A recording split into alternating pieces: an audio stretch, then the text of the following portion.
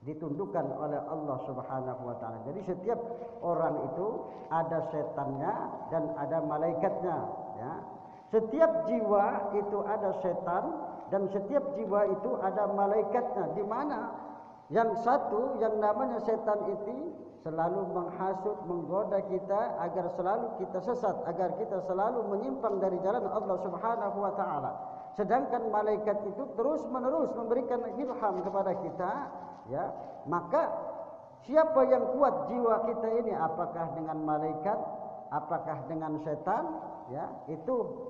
Jadi kalau kuatnya dengan malaikat berarti kita mengalami kemenangan. Tapi kalau kuatnya dengan setan berarti kita kalah. Nah, kemudian yang kelima, nafsu kita, ya, nafsu kita yang selalu menipu. Itu. Ini jadi orang beriman itu berada dalam 5 kesulitan. Makanya kita harus tegar, harus kuat menghadapi segala cobaan apa yang diuji oleh Allah Subhanahu wa taala kepada kita. Baik itu dalam hal ibadah kita, baik dalam hal-hal yang lain, maka kita harus tetap mempunyai keyakinan bahwa Allah Subhanahu wa taala itu yang kekal, yang abadi. Makanya dalam kajian yang lalu kita membahas tentang sifat baqa, yakni kekal abadi. Allah Subhanahu wa taala itu wajib mempunyai sifat baqa, artinya kekal. Lawan dari baqa adalah panah, artinya rusak. Tidak mungkin Allah Subhanahu wa taala itu rusak, tidak mungkin Allah Subhanahu wa taala itu tidak kekal, mati. Kalau makhluk seperti kita, manusia ini itu tidak kekal, tidak abadi, ya, akan mengalami kehancuran, akan mengalami kerusakan, ya, dan dia akan mati. Itu yang namanya makhluk, yang namanya manusia, tidak kekal abadi.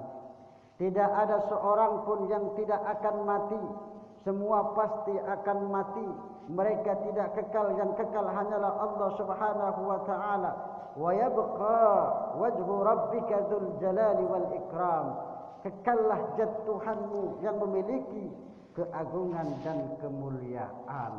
Ya, kalau kita manusia sudah jelas dari dulu, dari seorang bayi, kemudian kita tumbuh menjadi anak-anak, tumbuh menjadi dewasa, kemudian menjadi orang tua, kembali pikiran dan hati kita itu seperti anak-anak pikun, maka kita akan menjadi seperti bayi kembali dan akan mati.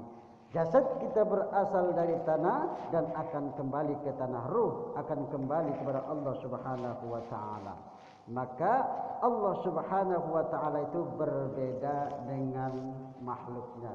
Makanya Allah Subhanahu wa taala itu mempunyai sifat mukhalafatul lil hawadisi. Mukhalafatul lil hawadisi itu berbeda dengan makhluknya. Allah wajib berbeda dengan makhluknya. Lawan dari mukhalafatul lil hawadisi itu adalah mumasalah, artinya serupa, ya. Kalau Allah Subhanahu wa taala serupa dengan makhluknya, berarti bukan Allah. Allah tidak memiliki mata, Allah tidak memiliki tangan, Allah tidak memiliki hidung, Allah tidak memiliki apa? Kedua mata kita. Maka kalau sama Allah memiliki seperti makhluk, berarti bukan Allah Subhanahu wa taala. Makanya laisa kamitslihi syai'un wa huwas samiul basir, ya. Tidak ada sesuatu pun yang serupa dengan Allah.